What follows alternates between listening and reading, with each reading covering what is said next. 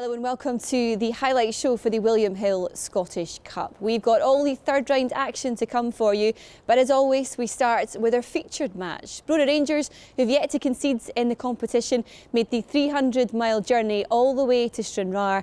Both sides never met each other before in the competition. Duncan takes you through the action.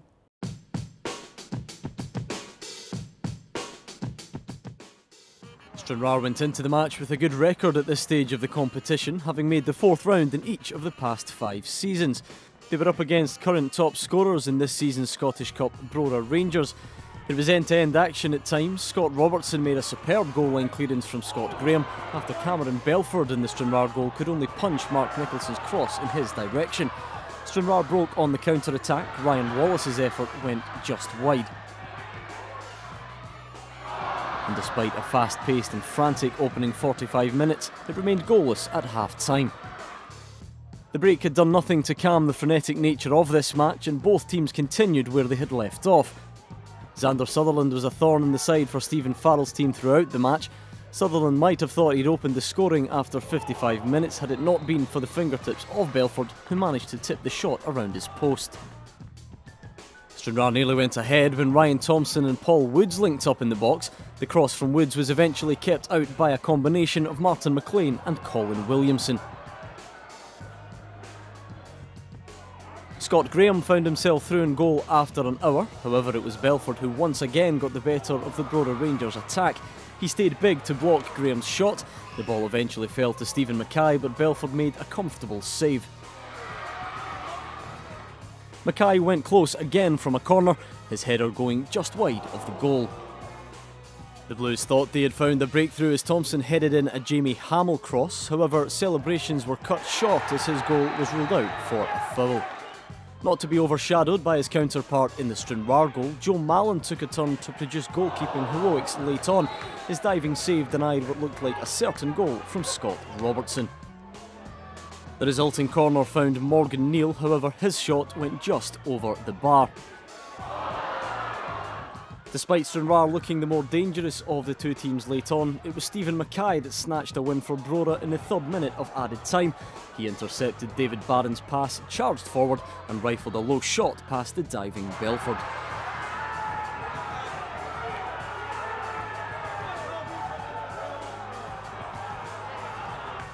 Stranraer would have one last chance. Liam Dick set himself up for a volley from 25 yards, but Mallon gathered it at the second time of asking.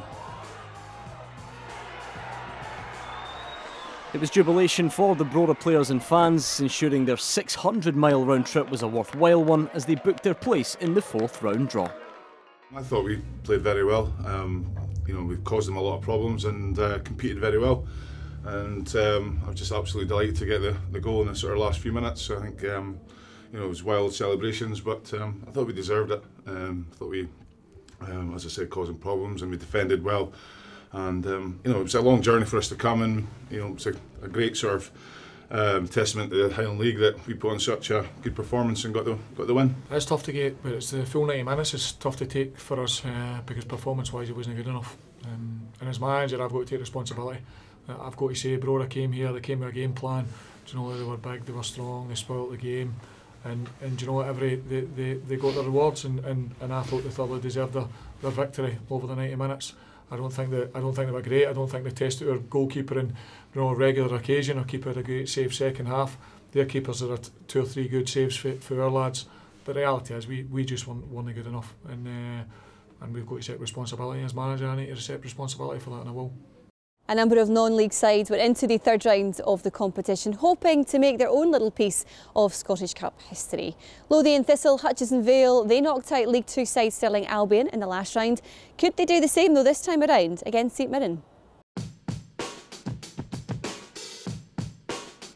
Any hopes of an upset in Edinburgh were quickly blown away by a rampant St Mirren side. St Mirren's record away victory had previously been 8-0 versus Third Lanark in the Scottish Cup, and that 55-year-old record was under threat in the first half alone.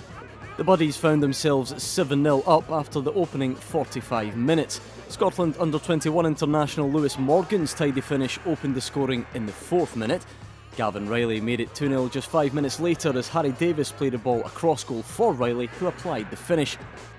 And it was 3-0 on 18 minutes as Jack Baird rose highest at a corner to put the ball past Swain in goal. If there was to be a goal to sum up the host's start to the game, it would be St Mirren's fourth. Kevin Swain's poor clearance was picked up by Cammy Smith, and he found the back of the net from 40 yards. It was 5 just after the hour mark as Gavin Riley scored his second with a cool finish. He had time to control a Cammy Smith cross and pick his spot.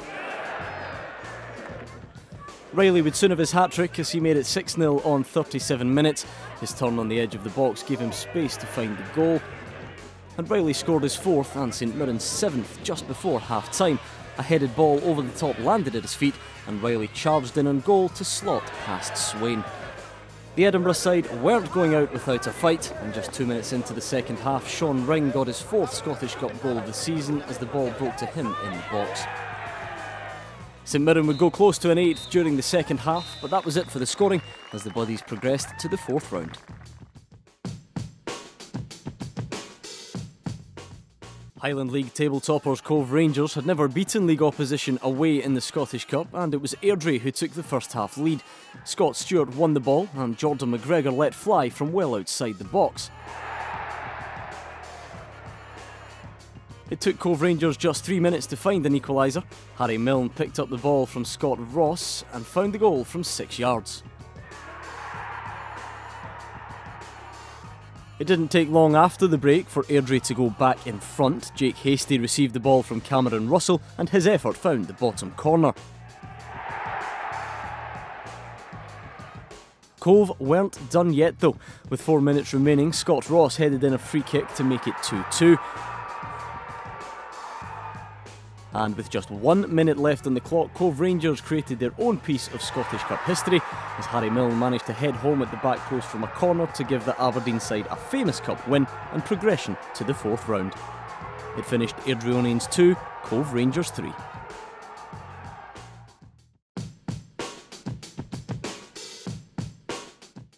This was the North Super League junior team's first ever appearance in the third round, and they might have thought they were in for a long afternoon as Ayr opened the scoring after just 31 seconds. Lauren Shanklin scored from a tight angle following a defensive mix-up between Allen and McCall. Ayr's lead didn't last long though, and with just 9 minutes on the clock, Jamie Watt was wiped out by Ayr goalkeeper Jordan Hart.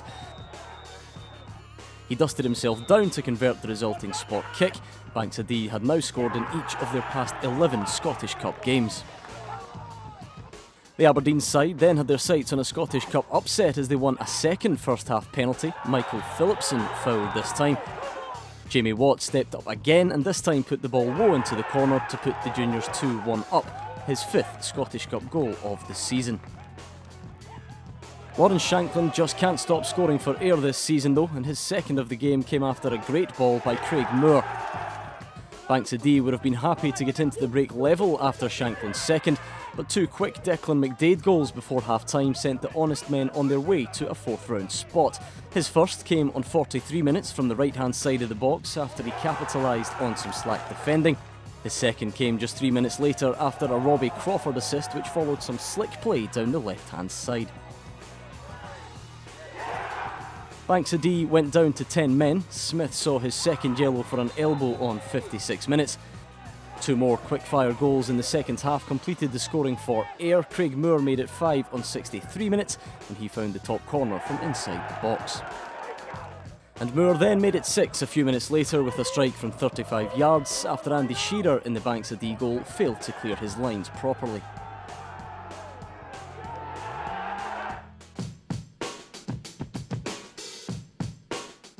Buckie Thistle went into this game knowing they'd already beaten Championship side Brechin in the Iron Brew Cup earlier this season, and an upset was on the cards again at Victoria Park.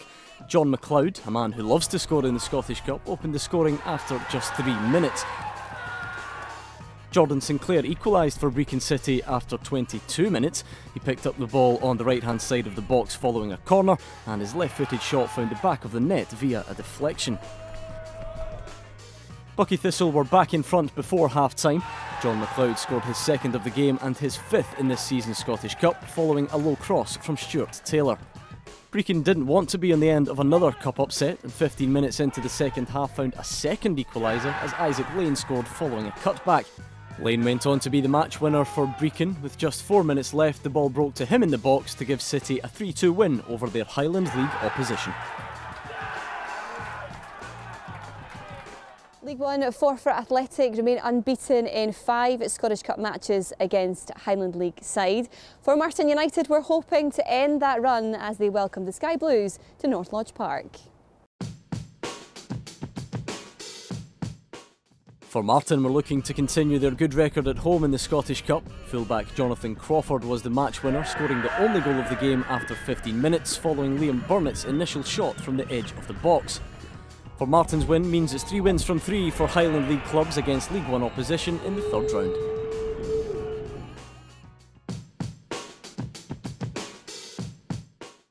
When these sides met in the League Cup earlier this season, there were 7 goals, and it would be the same again in the Scottish Cup.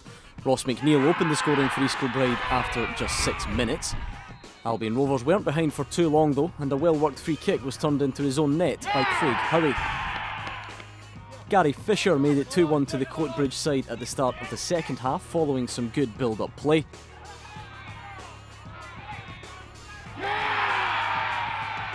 It was 3-1 when João Pereira Vitória calmly finished after he was played in by Ross Davidson in the 55th minute. Vitória turned provider when his cross was flicked on by Craig McLeish for Alan Troughton at the back post, but it wasn't game over just yet. Ross McNeil got his second of the game with a good finish only 2 minutes later to give East Kilbride a bit of hope, and EK would get a third in added time. Craig Howie scoring at the right end, but without time for an equaliser, it finished East Kilbride 3, Albion Rovers 4.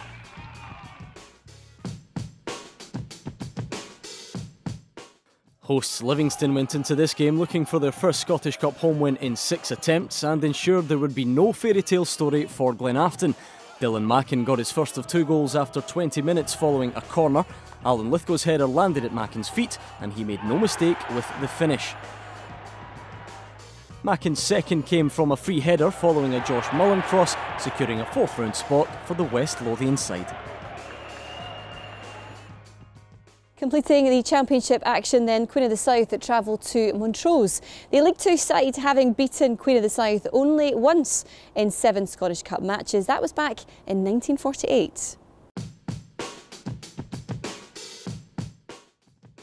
It was League Two versus Championship as Montrose entertained Queen of the South at Links Park, but there were to be no goals as Montrose kept their first clean sheet in 11 Scottish Cup matches. Both teams had chances. Stephen Dobie's probably still wondering how Derek Lyle failed to tap home this first half chance. Sub Ross Ferguson should have won it for Queens right at the end, but the game finished goalless. The draw halted the Dunhamers' run of 5 consecutive Scottish Cup away defeats, and both teams will do it all again at Palmerston on Tuesday night.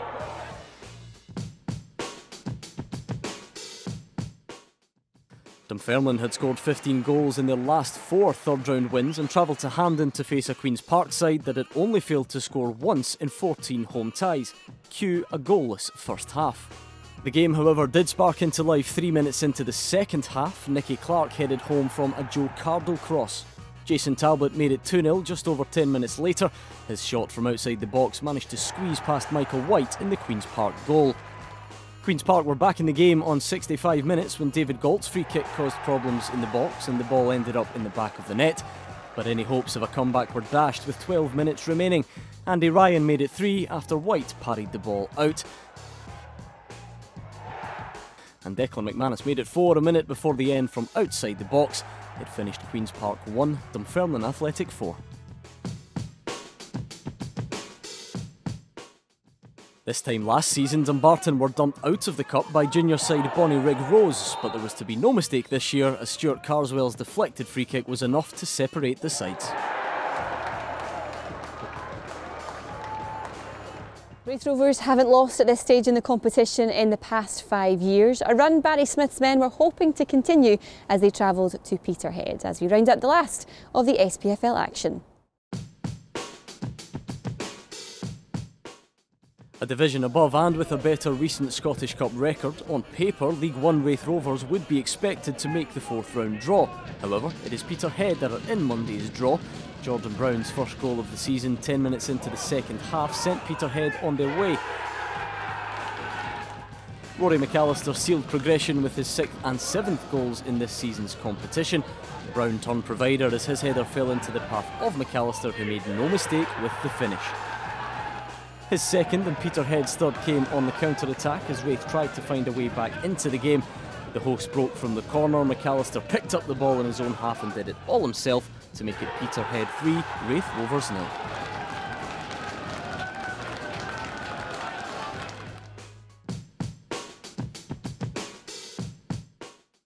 Stenhousemuir and Alloa were meeting in the Scottish Cup for the first time since 2004, and it was the League Two side that went into the break 1-up. The ball falling to Nicky Patterson, who applied the finish, his first goal for the club. The Warriors have only kept one clean sheet in 14 Scottish Cup games, and that would become 1 in 15 when Craig Malcolm's goal from inside the box came 5 minutes after the break. Alloa weren't finished there, and the turnaround was complete when Craig Malcolm got his second after Chris Smith in the Stenhousemuir goal failed to deal with an Ian Flanagan corner. The Wasps are into the 4th round for the 4th time in the last 5 seasons.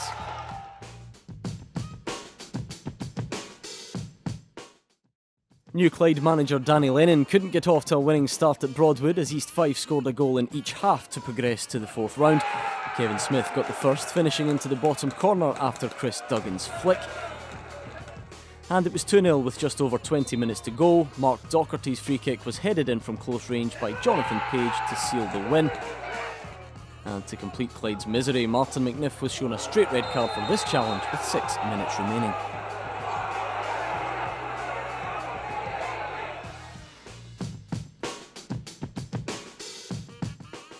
The home side had been knocked out at this stage in the past 3 seasons, but this time Arbroath would find themselves in the 4th round draw. Colin Hamilton put the League One side ahead after just 16 minutes, getting his head onto Mark Watley's shot following a corner. It was 2-0 by half-time as Leighton McIntosh played a 1-2 with Ryan McCord, nutmegged Oliver Fleming and finished with the outside of the boot. McIntosh sealed the win with 20 minutes left, getting his second as Arbroath hit Berwick on the counter-attack. It finished Arbroath 3, Berwick Rangers 0. And we end our coverage with the only all non-league tie as Spartans took on Fraserburgh at Ainsley Park.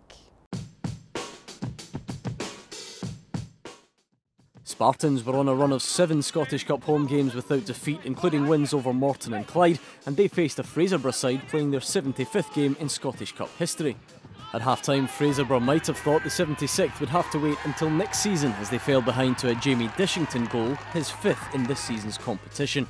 But it was only 2 minutes after the break when the Highland League side got back on level terms, Paul Campbell scoring from the penalty spot. And with 89 minutes on the clock, Brian Hay sent the Brock into the 4th round for only the 3rd time in their history. A corner swung in from the left-hand side wasn't dealt with, and Hay scored to the delight of the travelling support. There were 57 goals scored on Saturday, with Montrose v Queen of the South our first 0-0 draw of this season's competition. Brora Rangers' win over Stranraer was voted as result of the day on the Scottish Cup Twitter page, and they joined 3 other Highland League sides in Monday's 4th round draw. Here are your numbers. All 12 Premiership teams entered the draw, along with Inverness, Dundee United, Falkirk and Morton from the Championship. You'll be able to watch the draw live on Sky Sports News at 4:45 p.m, with Scottish rugby legend Doddy Weir and 1998 Scottish Cup winner Colin Cameron drawing the balls. Before we wrap up, here's a quick look at the race for the Scottish Cup Golden Boot. Rory McAllister's 2 goals against Raith Rovers move him on to 7. Gavin Riley's 4 for St Mirren make him McAllister's closest rival still in the competition, following the departure of Banks O'Dea, Spartans and Buckie. We'll see if both players can add to their totals when the 4th round takes place on the weekend of the 20th and 21st of January. And that wraps up all of the action from the 3rd round of the William Hill Scottish Cup. For more highlights, you can log on to the official Scottish Cup Facebook page. You can follow us on Twitter and subscribe to the YouTube channel as well. The 4th round ties will be played on the 20th and 21st of January. Good luck to all the teams involved, and we'll see you then.